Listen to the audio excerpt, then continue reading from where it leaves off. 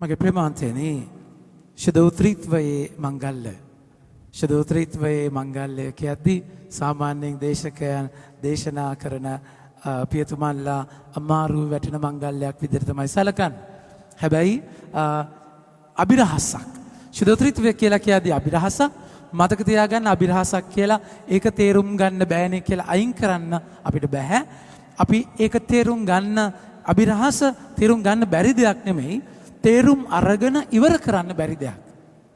අපි මගේ ප්‍රමාන්තයනේ අපි බෞතිස්ම ස්ථාපනයෙන් ලබන ප්‍රධානම කැඳවීම මොකක්ද? උන්වහන්සේව දැනගන්න, උන්වහන්සේට ආදරය කරන්න, උන්වහන්සේ ගැන අනිත් අයට කියා දෙන්න. ඒතර උන්වහන්සේ ගැන දැනගන්නවා කියලා කියද්දී උන්වහන්සේ කවුද? උන්වහන්සේව හොයනවා කියන එක. උන්වහන්සේගේ පැටිකිරිය ඔබ මම දැනගන්නම වෙනවා. Catechism of the Catholic Church. එතකොට මේ සභාවේ ඉගැන්වීම තියෙන පොතේ කතා කරලා කියනවා මගේ ප්‍රමාන්තයනි ත්‍රිත්වික අභිරහස තමයි අනිත් හැම අභිරහසකටම වඩා උසස් තැන. මොකද ඒ අභිරහස කතා කරන්නේ තමුන් දෙවියන් වහන්සේ ගැනයි. දෙවියන් වහන්සේ අපේ ලෝකෙට කරපු දේවල් අනිත් අභිරහස වල කතා කරාට මේ දෙවියන් වහන්සේ ගැනම තියෙන අභිරහස අනිත් හැම අභිරහසක්ම පැමිණෙන්නේ පටන් ගන්න මෙතනින් කියලා. මගේ ප්‍රමාන්තයනේ ඉතින් මේකම තමයි අගොස්තුනේ මුතුමා මුහුදු වෙරළේ ඔළුව කඩාගෙන කල්පනා කරා එකම තැවියන් වහන්සේ තැනන් වහන්සේලා තුන් දෙනෙක් කියන එක කල්පනා කර කර ඉන්නේ නැද්දි එයා දැක්කා මොකද වෙන්නේ පොඩි ළමෙක් මුහුදේ වලක් කරලා දැන් නම් මුහුදු වෙරළට යන්න බෑ නැව පිපිරලා තියෙන උස්සට කැපෙත නැත්. ඉතින් ඒ නිසා වලක් කරලා ඉතින් එතන මුහුදේ වතුර අරගෙන ඒ වලට පුරවනවා. ඉතින් මොකද මොනවද කරන්න කියලා පුතා හද්දි පුතා කියන මම අංකල්ලාට මම දැන කවුද කියලා මුහුදේ වතුර මේ වලට හිස් කරන්න හැදුවා කියලා. ඉතින් සෙන් ඔගස්ටින්ට හොඳටම hina ගියා. අයියෝ පුතා ඔක කරන්න පුළුවන් වැඩක්ද කියලා hina වෙද්දි උනාසගේ අනාවරණ එනවා. ඔගස්ටින් ඔයත් කරන්න යන්න ඒකම තමයි අර මහා අභිරහස දෙවියන් වහන්සේගේ අභිරහස ඔය පුංචි ඔළුවට දාගන්නවා කියනක වගේ වැඩක්. ඒ කියන්නේ මගේ ප්‍රමන්තින අද දේශනා කරන්න ඕනේ නැහැ. ඔක කරන්න බැරි වැඩක් නැද්ද? සන්තෝෂ ඇති. එහෙම කරයි කියලා. නමුත් අපිට තේරුම් අරගන්න ස්වාමීන් වහන්සේගේ මඟ පෙන්වීමත් එක්ක උන්වහන්සේව දැනගන්නවා කියන එක අපි කරන්න ඕන දෙයක්. ඒත් අපි කොච්චර මේ ගැන හිතනවාද? ඔබ උන්වහන්සේ ගැන මෙනෙහි කරනවාද? දේව වචනයත් එක්ක ඒ ගැඹුරු ගමනට ඔබ යනවාද මගේ ප්‍රමාන්තයේදී? අද අපි සුවිශේෂ පළවෙනි කියවීම දකිද්දී ඒ කතා කරන්නේ දෙවි පියාණන් වහන්සේ ගැන. දෙවෙනි කියවීම ගත්තාම ඒ කතා කරන්නේ ජේසු ගැන. තුන්වෙනි කියවීම ගත්තාම ඒ කතා කරන්නේ ශුද්ධාත්මයන් වහන්සේ ගැන. එතකොට තැන එකම දෙවියන් වහන්සේ තැනන් වහන්සේලා තුන් දෙනෙක්. දැන් මේක සරල ක්‍රම තුනකින් ඔබට අත්දැකීමක් විදියට දැන් මේකේ මගේ ප්‍රමාන්තයනේ දැන් ඔබ හිතන්නේ දැන් එක දෙවියන් වහන්සේ තැනන් වහන්සේලා තුන් දෙනෙක්. එකයි එතකොට එක පියාණන් එක පුත්‍රයාණෝ දෙක ශුද්ධාත්මයාණෝ තුන. එතකොට තුනක් කොහමද එකක් වෙන්නේ? ඒ මොකමද? එකයි තුනයිනේ. නැද්ද? එතකොට මගේ ප්‍රමාන්තනේ ගණන් මේ රෝම ඉලක්කම් ක්‍රමය ගණිතය මිනිස්සු හදාගත්ත දෙයක් නෑ.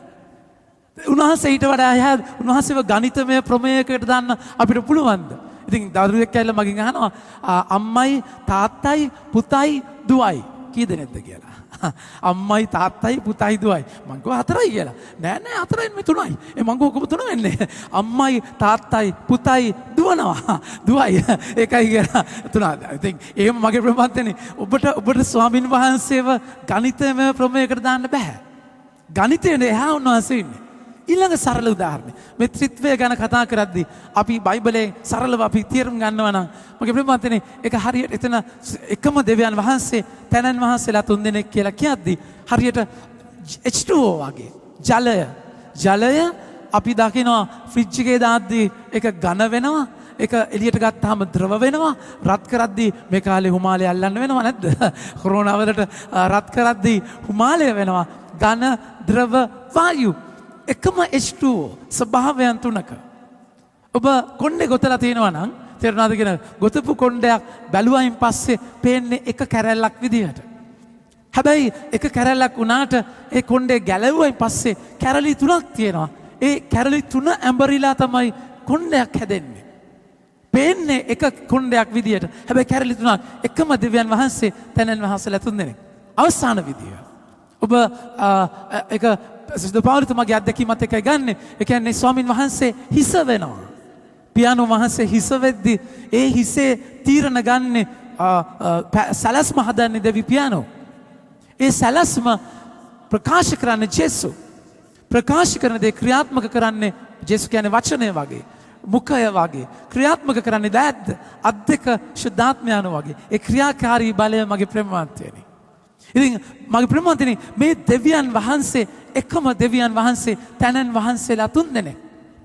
අද අපි පළවෙනි කියම දැන් මුල් ලෝක ආරම්භයේදී අපි මම තේරුම් ගන්න ඕන දෙයක් තියෙනවා.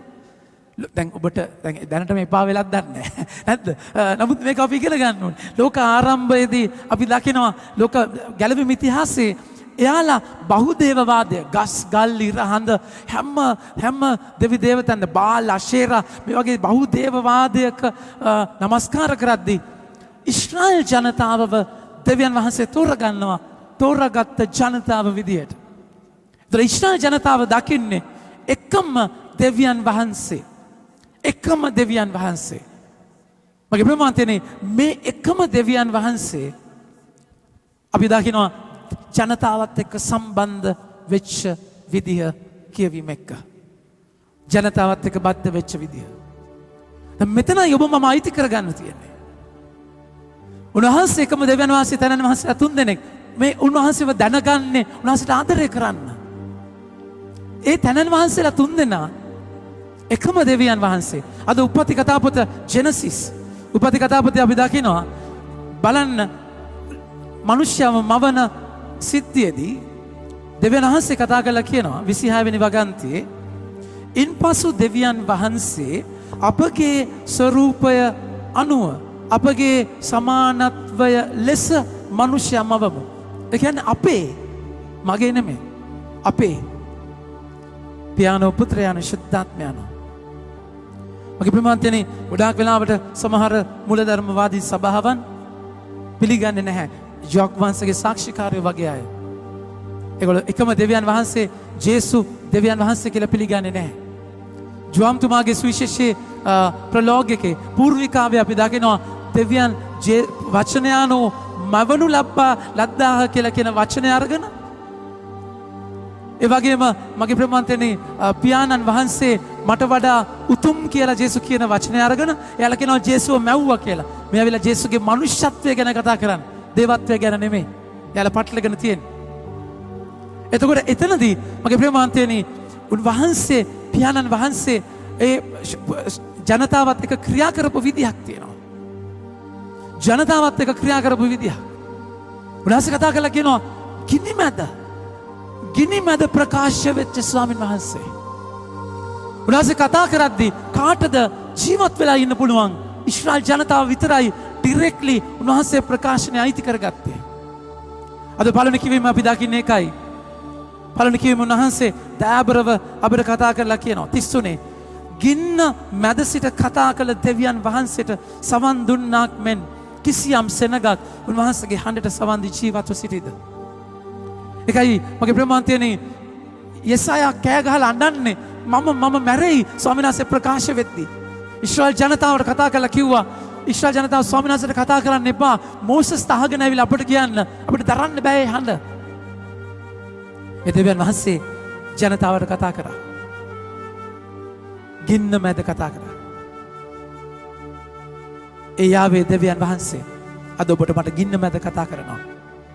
ඒ තෝරගත්ත පිරිසත් එක්ක උන්වහන්සේ හිටියා. රාජාලියකගේ තටු මත වගේ ඉක්මෑම 19 අපි දකිනවා. රාජාලියකගේ තටු මත වගේ මම ඔබව අරගෙන ගියා. ඔබ මගේ දෙවිය, ඔබ මගේ ජනතාව, මම ඔබේ දෙවියන් වහන්සේ. උරුමයක් එක්ක තාත්තා කෙනෙක්, අප්පච්චි කෙනෙක්, එඬේරෙක්, දරු කැපිරිස, බැටළු පිරිරැල අරගෙන යනවා වගේ උන්වහන්සේ අරගෙන ගියා මිස්රේ නතර කරගෙන. හැබැයි උන්වහන්සේ ඉල්ලුවා එක දෙයක්. මගේ පනත් පිළිපදින්න. කිවිසුමක්. ඔබ මගේ පනත් පිළිපදිනවා නම් ඔබ මගේ ජනතාව, මගේ දෙවියන් වහන්සේ ඒ කනෙක්ෂන් එක ඉල්ලුවේ. මගේ ප්‍රේමවන්තයනි ඒ තැන ස්වාමින් වහන්සේ උන්වහන්සේ කතා කළා මේ පනත් පිළිපදිද්දී මගේ දේශය ශාස්ත්‍රීක වෙනවා. ඔබ පළදරනවා. මගේ ජීවිතය සෞභාග්‍යමත් වෙනවා. ඒ සම්බන්ධතාවයෙන්. හැබැයි මනුෂ්‍යයට ඒ සම්බන්ධතාවය ඉන්න බැරි වුණා. අවිශ්වාසය පාපයත් එක්ක පාපයට වැටුණා. එකයි උන්වහන්සේ ඒ කැඩිච්ච සම්බන්ධතාවය ජොම්තුමාගේ 3 වෙනි පරිච්ඡේදයේ 16 වෙනි වගන්තිය. ජොම් 3:16 අපි දකිනවා දෙවියන් වහන්සේ දෙවි පියාණෝ ලෝකෙට කොතරම් ප්‍රේම කළසෙක්ද කිව්වොත්. උන්වහන්සේගේ ඒක ජාතික පුත්‍රයාණන් මෙලොවට ලොවට උවද ලොවට දෙවා වදාළ සේක. එසේ කළේ උන්වහන්සේ කරේ අදහන සියලු දෙනා විනාශ නොවී සදාතන ජීවනය ලබන පිණිසය. ඒ තාත්තා ආදරය කරලා පුතා වෙව්වා. ඒ වචනය ප්‍රකාශ වුණා. මගේ ප්‍රේමාන්තයනි, ඒකයි අපි දකින්නේ ජේසු අපි ගිය සතියේ ශුද්ධ උත්‍රිත්වයේ ගිය සතියේ පෙන්තකොස්ත මංගල්‍ය, සෙනාකුළුවේ මංගල්‍ය, ශුද්ධාත්ම මංගල්‍ය සමරලා අද ත්‍රිත්වයේ මංගල්‍යයට සභා මාතාව බොහොම වරන් එන්නේ. එයි සභාව කියා දෙනවා ශුද්ධ ත්‍රිත්වයක්. පියානෝ පාස්කුවේ අපි දැක්ක පුත්‍රයාණන්ගේ කාර්ය. ජේසු අහස් නැග්ගයින් පස්සේ ශුද්ධාත්මයන්ෝ එන්නේ. දැන් අද අපි ශුද්ධ ත්‍රිත්වයම අයිති කරගන්නවා. ඒ තුල ස්වාමීන් වහන්සේ කතා කරලා කියනවා මගේ ප්‍රමාන්තනේ උන්වහන්සේ ආදම්ම මවලා ආදම් දකිනවා තනි කෙනෙක්. ඒ ත්‍රිත්වය අපිට සම්බන්ධ වෙන්නේ එහෙමයි. අපේ සමානත්වයට මවමු. හැබැයි ආදම් තනි කෙනෙක්. ආදම් තනි කෙනෙක් වෙද්දී දෙවියන් වහන්සේ කියන ආදම් තනිව ඉන්න සුදුසු නැහැ. ඇයි එහෙම කියන්නේ? දෙවියන් වහන්සේ තනියම නෙමෙයි හිටියේ. පියානෝ පුත්‍රයාණෝ අතර ආදරේ බැඳීම ශුද්ධාත්මයන්ෝ. මගේ ප්‍රමාන්තයනේ පියානෝ පුත්‍රයාණෝ ශුද්ධාත්මයන්ෝ මේ ආදරේ බැඳීම ආදම්ට තිබ්බේ නැහැ. ආදම්ට බෑ ඒක බෙදාගන්න පොමොනේරියන් බල්ලෙක් එක්ක, පර්ෂියන් කැට් කෙනෙක් එක්ක, ගෝල්ෆිෂ් කෙනෙක් එක්ක බෑ. එහෙම බෑ. එහෙම බෙදාගන්න තැනක් නැහැ. ඒකයි දෙවියන් වහන්සේ මිනිස්යාගෙන් ස්ත්‍රියව මවන්නේ ඉලෑටයක් අරගෙන. ඒ දෙන්නම එක්කෙනෙක්, ඒ එක්කෙනෙක් දෙන්නෙක් වෙන්නේ. ආදරය ගලන්න මොන නිසා? මගේ ප්‍රේමන්තනේ ජේසු තාත්තා පුතා අතර සම්බන්ධතාවයේ ශුද්ධාත්මයන්ෝ. ඒතර ශුද්ධ පවුල ප්‍රධානම පවුල වෙන්නේ ත්‍රිත්වික පවුලයි. ඒතර ඔබගේ මගේ ජීවිතයේ ස්වාමීන් වහන්සේ අද ඔබට මට කියා දෙන්නේ ත්‍රිත්වයක්. ඒ එකමුතුකමක්. තාත්තාගේ දේ තමයි ජේසු ප්‍රකාශ කරන්නේ. ජේසු කියපු දේ තමයි ශුද්ධාත්මයන්ව ඉෂ්ට කරන්නේ. එතන නෑ ආත්මාර්ථයක්. එතන නෑ ස්වාර්ථය. මගේ ප්‍රේමන්තනේ ස්වාර්ථයක් මම කියන තැනක් නැහැ. තාත්තා මහිමයට පත් කරන්න තමයි ජේසු බලන්නේ. ජේසු මහිමයට පත් කරන්න තමයි ශුද්ධාත්මයන්ව බලන්නේ. ඒක ශුද්ධාත්මයන්න් එක්ක වෙන දෙයක්.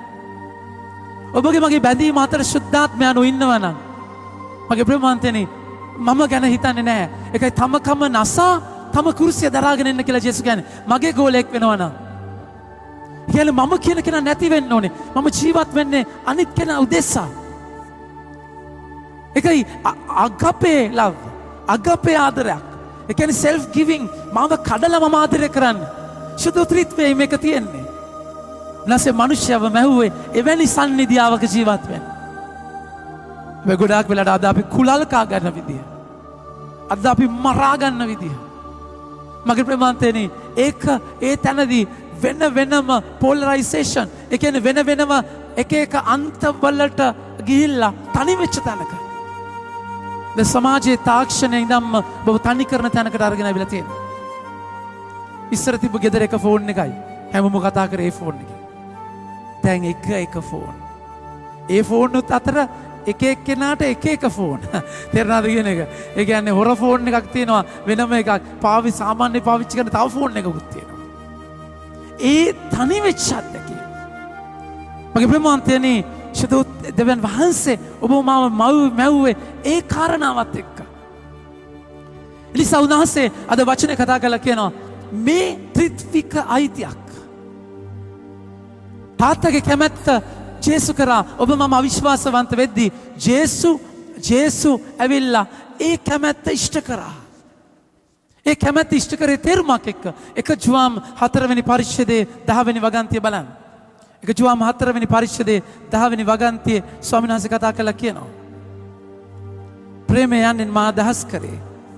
අප දෙවියන් වහන්සේට ප්‍රේම කිරීම නොව. උන්වහන්සේ අපට ප්‍රේම කර සිය පුත්‍රයාණන් අපේ පාපය නැසීමේ පිළිවෙමක වශයෙන් වීමය. ඒක ආදරය කරන්න. තමුන් දෙවනාසේ තාත්තා තමුන්ගේ පුතාවත් දුන්නා. ඔබ මම වෙනුවෙන්. ඒ ආදරය මහා පුදුම ආදරයක්. ඒතර ඔබ මම අද සම්බන්ධ වෙන්නේ ඒ ත්‍රිත්වයට. ඔබ මම උරුමකාරයෙක්. ඔබ මම කරුමකාරයෙක් නෙමෙයි. මගේ ප්‍රමාතේනි ඒක ඔබ මම කර්මයක ඉන්නේ නාඩගම්කාරයෝ වගේ නැද්ද? ඒ කියන්නේ ඔබ උන්වහන්සේගේ උරුමේ ඉන්න ඕන අය. ත්‍රිත්වික උරුමයක් එක්ක. ඔබ උන්වහන්සේගේ දරුවෙක්. සුදාත්මයන්ව මගේ ප්‍රේමාන්තනේ ඇවිල්ලා මොකක්ද කතා කරන්නේ? ඒ සම්බන්ධතාවයට ගන්නවා. ඒකද දෙවෙනි කියවීමේ අපි කියවන්නේ.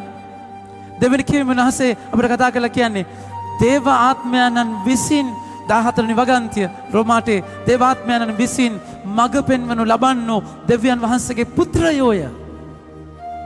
අද ඔබ මම අම්මගේ තාත්තගේ ජානවලින් ඉපදුනාට ඔබගේ මගේ ජීවිත උරුමයේ තියෙන ස්වාමීන් වහන්සේ ගාව අපි born again කියන්නේ එකයි නැවත ඉපදීමක්. උන්වහන්සේ කියන මුළු හැම කෙනෙක්ම මාගේ නාමයෙන් බෞතිස්ම ස්ථාපනය කරන්න.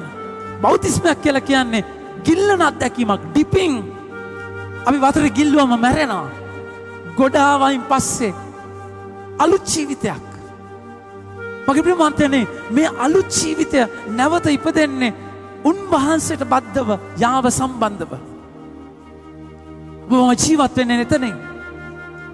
ඒක ශුද්ධාත්මයන්ෝ ජේසු කිව්වේ ඔබ ඉන්න ආත්මයන්ගේ බලය ලබනකම් ජේසු කුරුසේ මැරිලා වන්දිගේ බල ඒ සම්බන්ධතාවය ඇති කරලා ශුද්ධාත්මයන්න් ඔබ මාගේ ගාවට එවන්නේ දේවාත්මයන්න් විසින් මෙහෙවනු ලබන්නෝ දෙවනාස්ගේ දරුවෝ. ඊට පස්සේ වචනේ කතා කරලා කියනවා මගේ ප්‍රේමවන්තයනි මන්ද අප ලබා ඇත්තේ නැවත බියගෙන දෙන වහල් සේවයේ තත්වයක් නොව. ඔබ මම පාපයත් එක්ක ජෝම්තුමාගේ 8 වෙනි පරිච්ඡේදයේ 34 වෙනි වගන්තිය බලන්න. පාපයත් එක්ක ඔබ මම වහලෙක් වෙනවා. නැවත බියගෙන දෙන වහල් ස්වභාවයක් නෙවෙයි. ජෝමාටේ 34 උනාස කතා කරලා කියනවා පව් කරන හැම කෙනෙක්ම යේසුස් වහන්සේ පිළිතුරු දෙමින් ඒකාන්තයෙන් මම ඔබට කියමි පව් කරන හැම කෙනෙක්ම පාපයට වහලෙකි. වහලෙකුට පවුලේ විසීමට නිත්‍ය හිමිකමක් නැත. ඒ පුත්‍රයෙකුට නිත්‍ය හිමිකමක් ඇත. 1 ජෝවාන් 4:18. මගේ ප්‍රමාන්තයනේ එතකොට ඔබ මාම අශුද්ධාත්මයන්න් තුල වහල් ස්වභාවයක් නෙමෙයි දරුකමකට ගන්නෙ දේවාත්මයන්න් විසින් මෙහෙවනු ලබන අය දෙවනාස්ගේ දරුවෝ. එතකොට ඔබ මම ජීවත් වෙන්න ඕනේ ඒ ත්‍රිත්වික සංකල්පයක් එක්ක මේ ලෝකේ මව් කුස තුල ඉනම්ම ඇති කරගත තුවාල අපි ස්වාමීන් වහන්සේ තුල සුව කරගෙන ඒ රුධිරයෙන් සුව වෙලා අපි අන් අය උදෙසා ජීවත් වෙන තැනකට ජීවත් වෙනවා. ඒකත්වයක්. බලන්න වචනේ කතා කරලා කියනවා. තවද පියාණන් වහන්සේ 1 ජෝවාන් 18 1 ජෝවාන් 4:18. උන්වහන්සේ කතා කරලා කියනවා ප්‍රේමයෙහි බියක් ඇති නොවේ. ප්‍රේමය බිය දුරු කරයි. බියවීම දඬුවම් ලැබීමට සම්බන්ධ බැවින් බියවන්නා ප්‍රේමය පරිපූර්ණ වී නැත. බයක් නැහැ. ආදරයක් එක්ක. එතකොට මේ සුදු ත්‍රිත්වයේ මංගල්‍ය සමරන අපි මගේ ප්‍රේමාන්තයනේ අපි හරි අභිධර්මයක් විදියට ඉගැන්වීමක් විදියට එක ගැඹුරු දෙයක්. හැබැයි සරලව ඔබ පිතා පුත්‍රයා ස්පිරිතු සාන්තු කියලා කියද්දී ඔබ දවස ආරම්භ කරද්දී ඒ සුදු ත්‍රිත්වයත් එක්කයි ආරම්භ කරන්නේ. ඔබ හැම කටයුත්තකදීම අපිට නම් කියාර දෙලා තියෙන්නේ ෂවර් එක ඇරලා ඔළුව වතුරට අල්ලන්න ඉස්සෙල්ලා පිතා දාන්න කියලා. ඔයගොල්ලන්ටත් එහෙම දන්නේ නැහැ. තේරුණාද කියන එක? වතුර බාල්දියේ මුලින්ම පිතා අපි දාගෙන බබාව නාවන්න නේද? බබාව නාවන්න මුල් වතුර අරගෙන කුරුස ඇඳලා තමයි නාවන්නේ. ජීවිතේ මේක අපි පුරුද්දක් විදියට කරනවා. මට මතකයි අපි පාරේ යද්දි පල්ලියක් දකිද්දි පිතා පුත්‍රයා දාන්න කියලා කියනවා නේ. දැක්ක පල්ලිය දැක්ක ගමන් පිතා පුත්‍රයා දානවා. සමහරවිට පොඩි කාලේදී තරංගර දානවා පිතා පුත්‍රයා. ඉතින් එක දවසක් පිතා පුත්‍රයා දාද්දි බලද්දි ඇන්ග්ලිකන් පල්ලියකට දාලා තියෙනවා. ඊට පස්සේ අයියෝ ඒක ඇන්ග්ලිකන් කියලා කියද්දි මොකද වෙන්නේ? දාපු පිතා මැකුවා. තේරුණාද කියන එක? ඉතින් ඒ වගේ තැනක කෙසේ වෙතත් අපි ත්‍රිත්වයත් එක්ක සුද්ධ ත්‍රිත්වයත් එක්ක කොච්චර සම්බන්ධයිද? තාත්තගේ සැලැස්ම පුත්‍රයාණන් ජේසුගේ වචනය ශුද්ධාත්මයන්ගේ ක්‍රියාකාරීත්වය. එතකොට අපි ශුද්ධාත්ම ක්‍රියාකාරීත්වයට නැති වෙද්දී ශුද්ධාත්ම මෙහෙවීමට යද්දී අපි ජේසුගේ වචනය තමයි ක්‍රියාත්මක කරන්නේ. උන්වහන්සේ ජේසුස්ගේ වචනේ තාත්තගේ කැමැත්ත. මගේ ප්‍රමාන්තනේ එතන ඔබගේ මගේ ජීවිතේ ඒ කැමැත්තට අනුව ජීවත් වෙනවා. ඒකයි මතේතුමාගේ 5 වෙනි 7 වෙනි පරිච්ඡේද 21 වෙනි වගන්තියේ ජේසුස් කතා කරලා කියන්නේ. මතේ 7:21 කියනවා මගේ පියාණන්ගේ කැමැත්ත කරන අය මිස මට ස්වාමිනී ස්වාමිනී කියන අය ස්වර්ගයේ වැඩසන මගේ පියාණන් වහන්සේගේ කැමැත්ත ඉටු කරන අය මිස මට ස්වාමිනී ස්වාමිනී කියන අය සියල්ලම ස්වර්ග රාජ්‍යයට ඇතුළු නොවන්නෝය. තාත්තගේ කැමැත්ත බලන්න ජුවම්තුමාගේ 20 වෙනි පරිච්ඡේදයේ හරිම ලස්සනට මරිය මග්දලේනට ජේසුස් කතා කරලා කියනවා මේ දරුකම මේ පවුලේ අයිතිය ගැන මගේ ප්‍රේමවන්තනි හරිම දයාබරව උන්වහන්සේ ප්‍රකාශ කරනවා. 17 වෙනි වගන්තිය ජේසුස් වහන්සේ කතා කොට මා අල්ලන්න එපා. මන්ද මම තමම පියාණන් වහන්සේ වෙතට නොනැංගෙමි. ඒ නිසා දැන් ඔබ මගේ සහෝදරයන් වෙතට ගොස්. අපි හැමෝම කියමු බලන්න. දැන් ඔබ මගේ සහෝදරයන් වෙතට ගොස්. දැන් ඔබ මගේ සහෝදරයන් වෙතට ගොස්. මම මගේ පියාණන් වහන්සේ හා මම මගේ පියාණන් වහන්සේ ඔබගේ පියාණන් වහන්සේද ඔබගේ පියාණන් වහන්සේ මගේ දෙවියන් වහන්සේ හා මගේ දෙවියන් වහන්සේ ඔබගේ දෙවියන් වහන්සේද ඔබගේ දෙවියන් වහන්සේද වෙතට නගින්නෙමි වෙතට නගින්නෙමි ඔවුන්ට කියන්න. මගේ ප්‍රේමවන්තයනි මේක ගලාති 2:20 බලන්න. ගලාති 2:20 ඒ කියන්නේ මගේ තාත්තා ඔබේ තාත්තා ජේසුස් කතා කරන්නේ මේ උරුමයක් ගැන. අපි ශුද්ධාත්මයන්ට බාර වෙදී බෞතිස්මේ ශුද්ධාත්මයන් තුළ දේව දරුවෙක් වෙනවා කියලා කියන්නේ ඒකයි. ඒකයි ස්ත්‍රීත්වය අපි දැනගන්න ඕනේ අයිති කරගන්නට ඕනේ. මගේ ප්‍රේමවන්තයනි ඒ වචනේ කතා කරලා කියනවා මම ක්‍රිස්තුස් වහන්සේ සමග කුරුසයෙහි ඇනගැස්සනු ලබ සිටිමි. දැන් ඉතින් ජීවත් වන්නේ මානවයේ ක්‍රිස්තුස් වහන්සේ මා තුළ ජීවත් වෙනසේක. ඒක ඒ සම්බන්ධතාවයට යන්නේ කුරුස්සේ ඇනගැහිච්ච නිසා වේදනාවත් එක්ක. ඒක අදකට කියවීමේ රෝමවරුන්ගේ ලිපියේ කතා කරලා කියන්නේ මන්ද අප ලබා ඇත්තේ නැවත බියගෙන දෙන වහන්සේ වේ තත්වයක් නොවේ. අබ්බා පියාණනී යයි අමතා යාඥා කිරීමට ඉඩ ඇති පුත්‍රකම ලැබීමේ තත්වයකි. තාත්තේ කියලා කතා කරන්න. තාත්තේ කියලා කෑ ගහන්න. ජේසුස් හරහා අපිට අයිතියක් ලැබිලා. ඒ අයිතිය ලබා දෙන්නේ ඒ කනෙක්ෂන් එක ඇති කරන්නේ ශුද්ධාත්මයන්න් වහන්සේ. බලන්න මේ වාක්‍ය සම්පූර්ණ සම්පීඩනය කරනවා. අප දෙවියන් අපි හැමෝම කියමු. අප දෙවියන් වහන්සේගේ දරුවන් බව අප දෙවියන් වහන්සේගේ දරුවන් බවට ශුද්ධාත්මයන්වම අප ආත්මහා එක්ව සාක්ෂි දරති.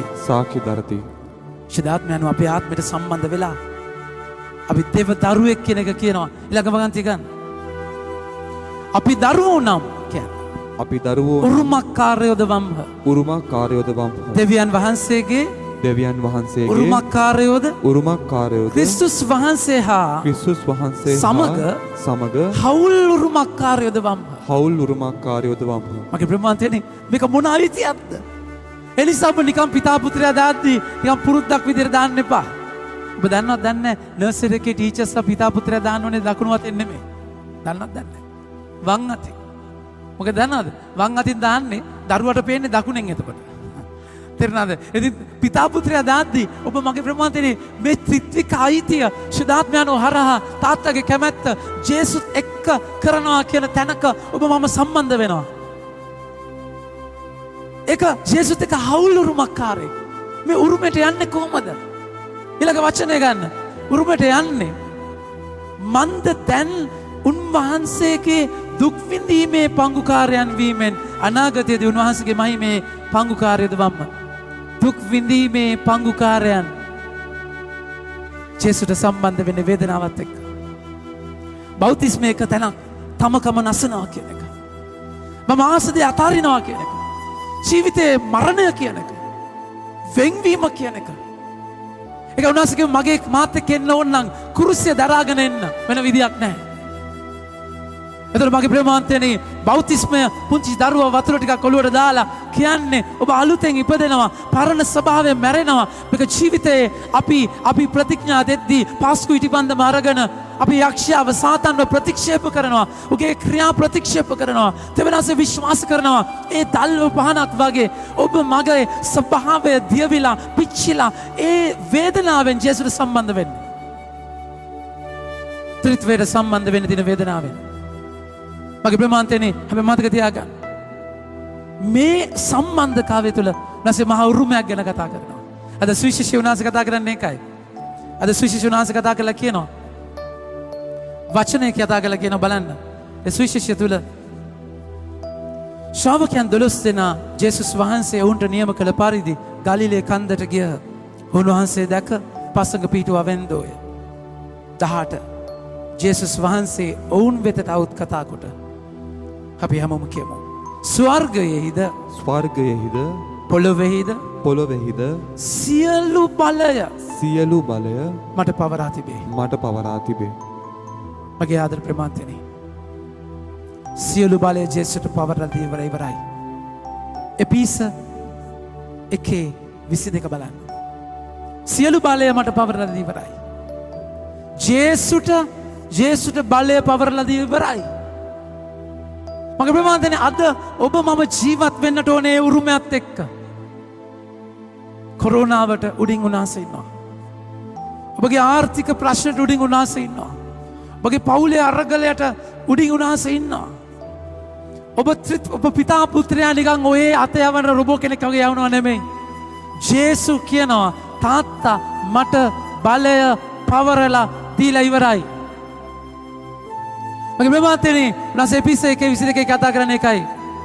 දෙවියන් වහන්සේ සියලු දේ ක්‍රිස්තුස් වහන්සේගේ පාදවලට යටත් කර උන්වහන්සේ සභාවේ මහේශාක්‍ය නායකයන්න් කොට පත් කළසේක. හැම දෙයක්ම උන්වහන්සේගේ පාද පද්මයට යටයි.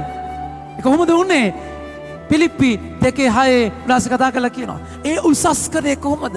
වචනේ කතා කරලා කියනවා දේවත්වය Taman විසින් බදාගත යුතු වස්තුවක් යයි නොසිතා මනුෂ්‍ය ස්වභාවයක උන්වහන්සේ ඉපදුනා. Philippians chapter 2 verse 6. උන්වහන්සේ කතා කරලා කියනවා එතකොට ඒ තැනදී උන්වහන්සේ කුරුසිය මරණය දක්වාම කීකරුණා.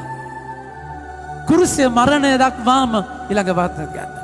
තමන්ගේ ත්‍යාජ කරගැනීමෙන් වහල් ස්වරූපයක් ගෙන අපහා සමාන මිනිස් කෙනෙකු උසේක මනුෂ්‍යාකාරයෙන් සිටීමෙන් උන්වහන්සේ මරණය එනම් කුරුසිය මරණය දක්වා පහත් වී කීකරුසේක.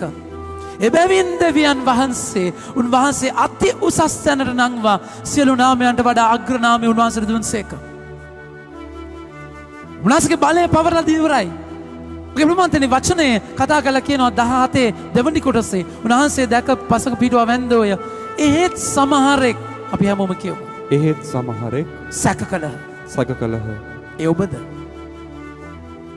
ඔබද සැක කරන්නේ? එයාලා දැක්කේ කුරුසේ මරණය. එයාලා දැක්කේ අරගලය, පීඩාව නිසා ජේසුගේ වචනේ අල්ලගත්තේ නැහැ.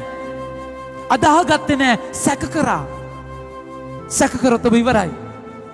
අපි ගැලවීම ලබා ගත්තේ බලාපොරොත්තු කරන කොටගෙන පෙනෙන දේ ගැන බලාපොරොත්තුවක් නෙවෙයි. නොපෙනෙන දේ ගැන බලාපොරොත්තු වෙමු නම් අපි උන්වහන්සේ එය ඉවසිල්ලෙන් බලා සිටින්නෙමු. රෝමාටේ 24 කතා කරන්නේ අපි ඒකයි. සැක කරොත් ඉවරයි.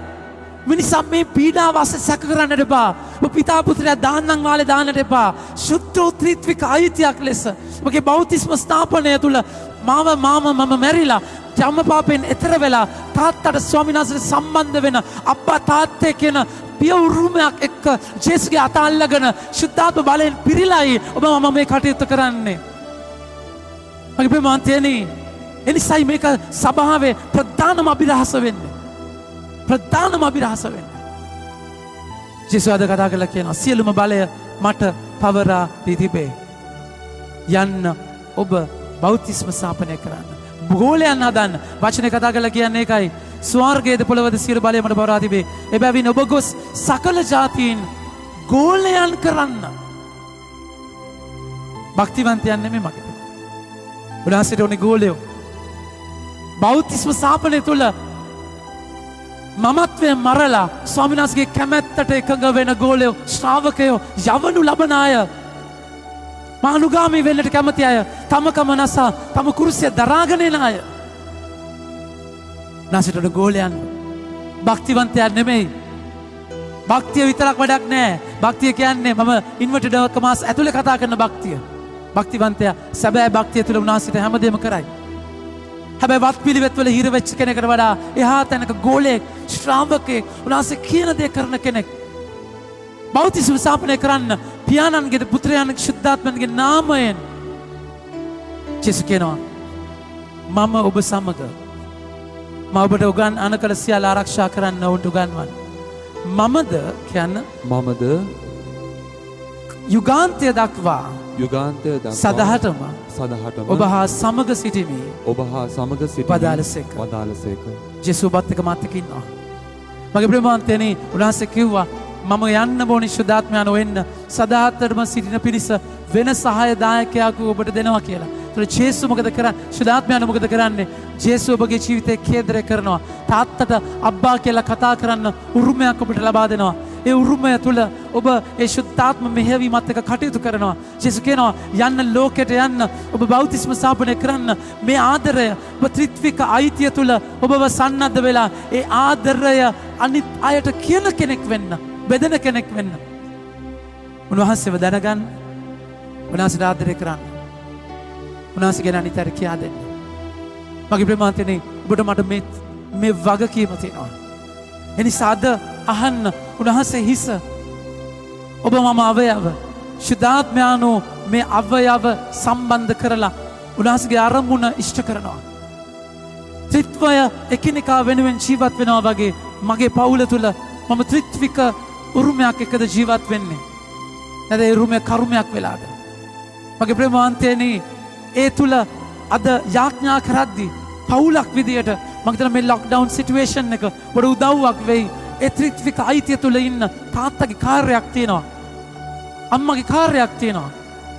දරුවන්ගේ කාර්යයක් තියෙනවා. දෙමව්පියන්ගේ කාර්යයක් තියෙනවා. මේක එකට වෙන තැන පවුලක් වෙන්නේ.